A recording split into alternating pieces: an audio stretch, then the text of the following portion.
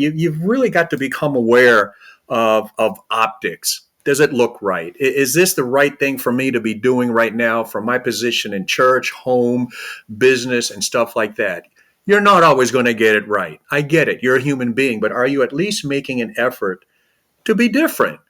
To show that you take yourself seriously, your position seriously, and all that. As believers, we're supposed to be new creatures with a renewed mind. Are you making an effort to do that?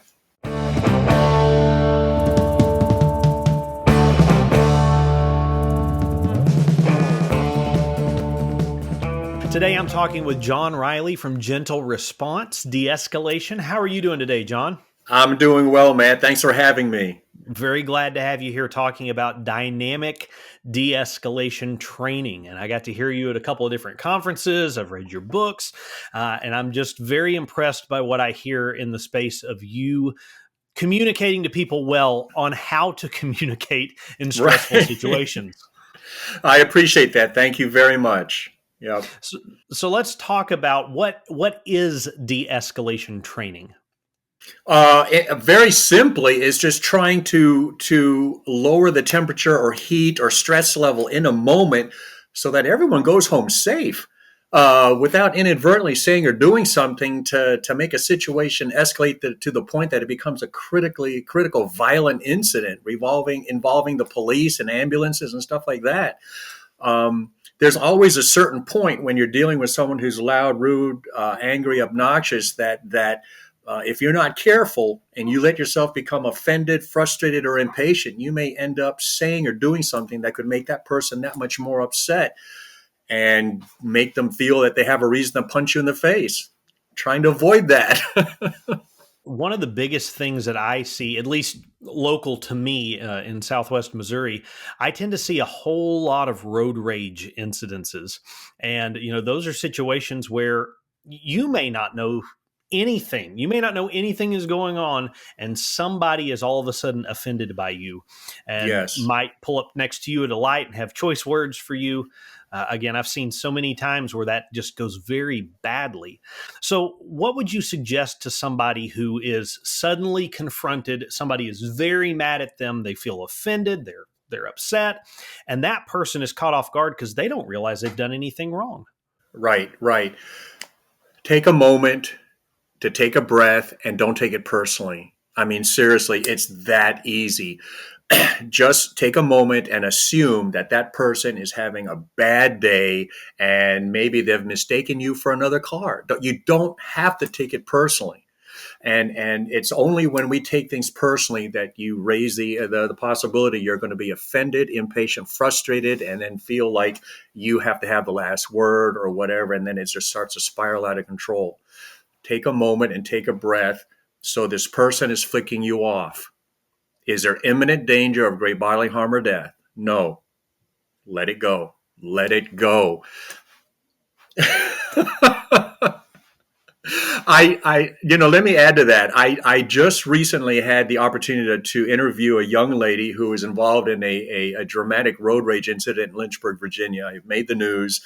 And as a matter of fact, I'm posting, it's going to go live this Saturday on my YouTube page. Great interview, because I had the chance to talk to a victim of a road rage incident who kept it together, stayed calm with the other driver on top of the hood of her car, banging on her window, cracking it, tearing off wiper blades. And this girl, as I'm talking to her, she said she realized after the initial adrenaline dump, this person was not in imminent danger of great bodily harm or death. She's outside of the car, unprotected. I'm okay here. And so she, resisted putting it in gear and driving away in such a way that this lady could have fallen off and suffered grave injury, in which case she would now be the bad guy and sued and probably face criminal charges. It worked out really well. And so really, back to your initial question, what do you do when you suddenly have someone honking their horn and flicking you the bird? Let it go. What happens if, in this case with Ashton, all of a sudden this person stops in the middle of the road, gets out of the car, and jumps on the hood of your car? Take a moment and think. Slow down. Is there imminent danger of great bodily harm or death? Ashton said she couldn't put it in gear and back up because of the time of day. So there was traffic behind her. So she was literally trapped in the corner. But it was so key that she stayed calm, and she attributes her ability to stay calm in that moment with her life experiences of breaking up bar fights and stuff like that. She was familiar with dealing with people who are not in their right mind acting out. And so she was able to control her stress level and ability to assess the situation and recognize there was not an imminent danger of bodily harm or death. So, if any of our viewers are not familiar with breaking up bar fights, they might come across an instance where somebody is upset, hurt feelings, or something like that at church. I've seen a couple of problems that started at home follow their ways into the doors of the church, and we welcome everybody, right? We want people to come, and Absolutely. we want people to be surrounded by Christ-like influence. But sometimes those arguments, those feuds, those situations just show up at your church. So what could you recommend either to church security team members or perhaps just somebody who happens to be at church on Sunday and they see something pop off like this? How would you have them interact in a situation to bring down the intensity level?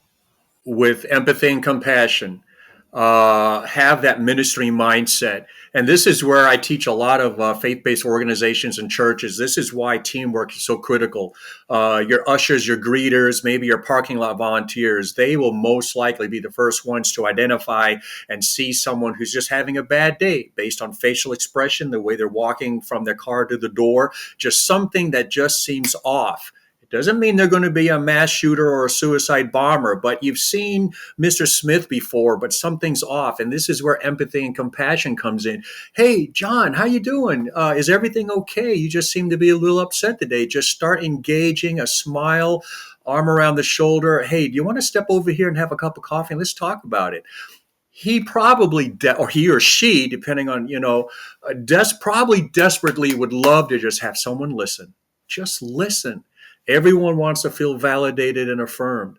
But the moment someone starts becoming overly defensive, starts trying to compute overlapping fields of fire and trying to figure out how the best way to approach tactically when all this person simply needs a prayer and a hug, you're potentially setting yourself to overreact to a situation, especially if that person is having a bad day, comes in and now pops off at you in some way. You greet them and they pop off at you, and now because you've already set yourself up to overreact to a situation, the moment they seem to start acting aggressive to you, now you feel like you've got the green light to start taking it up to the next level, when all this could have been avoided with just a little bit of empathy and compassion and a ministry mindset. I'm not saying you don't have to be aware of your reactionary gap and a safe backdrop and stuff like that. Personal safety tactics and strategy don't go out the window. I'm just talking about your initial approach with someone who looks like they're having a bad day, especially if it's someone that you already recognize. And if you know that maybe they're going through a divorce or their grandma died and they're having a hard time, this is all the more reason why empathy and compassion is so critical. Just to come up and, hey, John, are you okay? I understand that your grandma died last week. How you doing? You want to come over here and have a cup of coffee before service starts? Little things like that could just pay dividends. So, give us a little bit of your background, if you would. How did you come about this focus on de-escalation? I was a police officer here in Grand Rapids, Michigan for 20 years, and very quickly noticed that I seemed to have a more effective knack at de-escalating certain situations compared to some of my colleagues. Great people, but tended to maybe get impatient quicker than me. A lot of them did not seem to key in that someone with special needs, where I could quickly identify, okay, this is someone with special needs and has to be handled in a certain way, and they would not see it.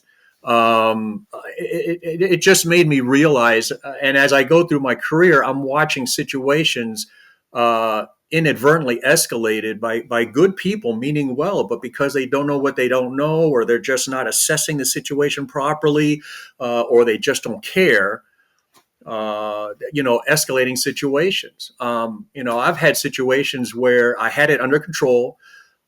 people may still have raised voices, but I'm very well aware that things are under control. They're just still venting.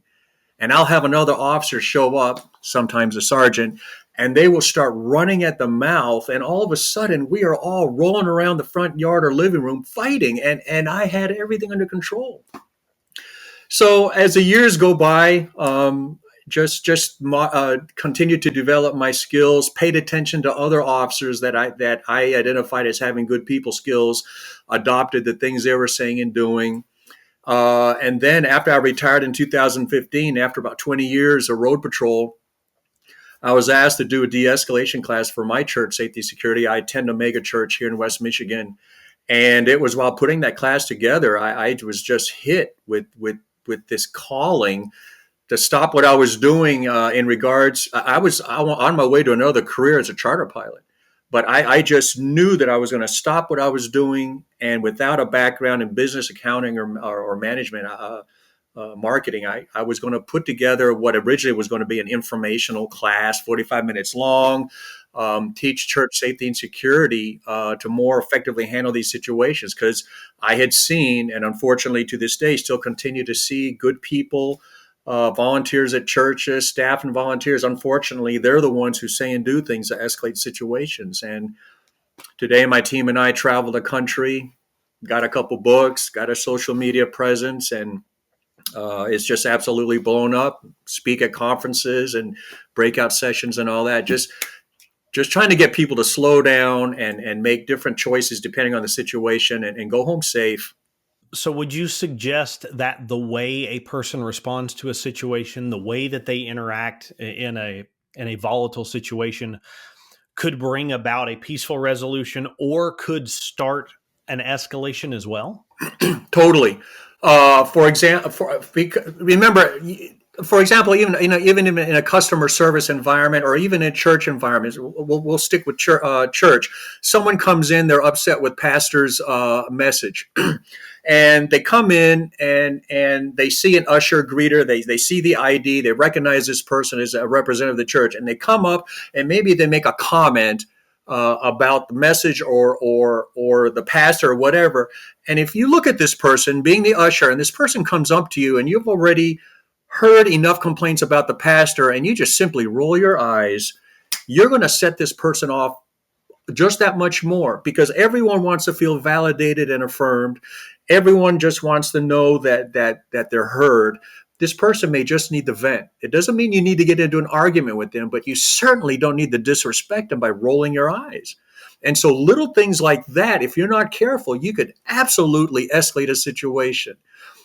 And so yes, 99% of a lot of these situations are going to be dependent on you being very careful about how you react and respond. And I call it your ACE card, ACE, your appearance, communication, engagement.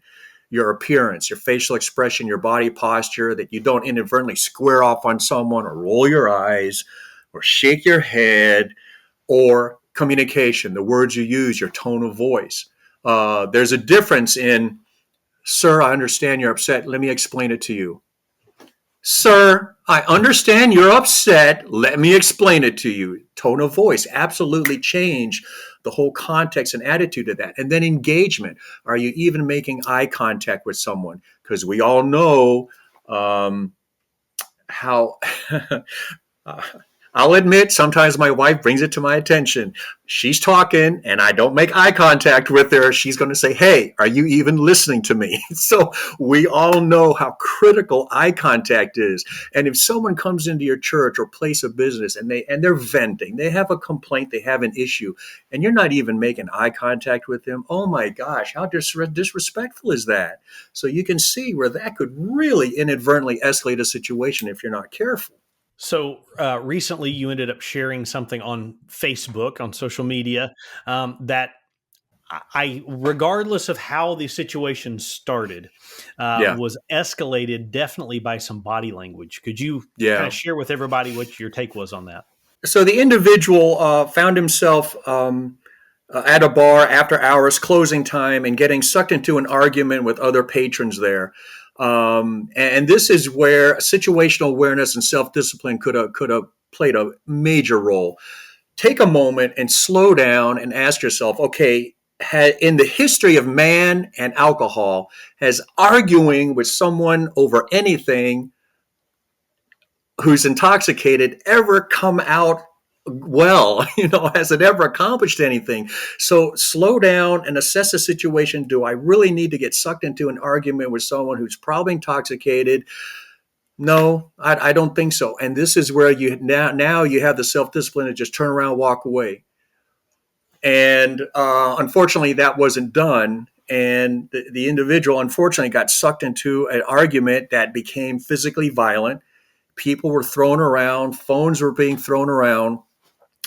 And tragically, that was one of several decision points that were missed. And then the final decision point that was missed, the individual was in his car. He was driving away. We're done.